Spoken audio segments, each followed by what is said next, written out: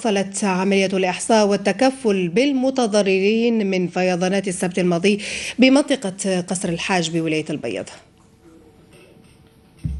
نعم، في الحقيقة منذ وصولنا والسلطات لاحظنا بأن السلطات المحلية في سباق مع الزمن، في صراع وعلى قدم وساق، خاصة فيما يتعلق بعملية الإحصاء وتنصيب لجان متابعة ومراقبة للمتضررين حتى يأخذ كل من له حق في السكن حقه في ذلك.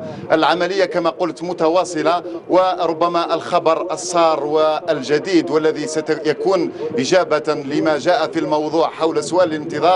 اليوم السيد الوالي أكد شخصيا بأن عملية الترحيل للمتضررين ستكون يوم الاثنين المقبل. العملية طبعا ستعني المتضررين الذين تم إحصاؤهم.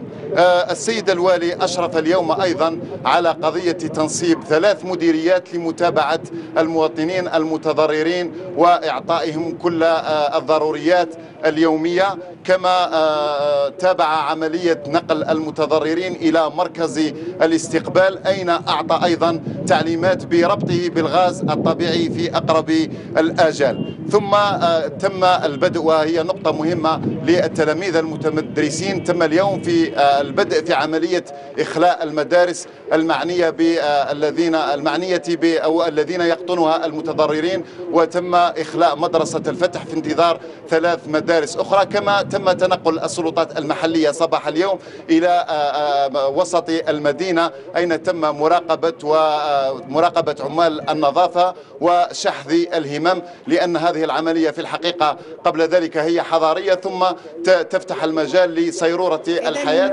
فالسلطات المحلية بإشراف السيد الوالي شحذ الهمم وقال نحن واقفون معكم لإخلاء المناطق التي لا بد أن يتم تنظيفها. وكذلك ياسين، إذن عملية الإحصاء ياسين مستمرة. ياسين بالخير طوير، كنت معنا مباشرة من ولاية البيض، شكرا جزيلا لك.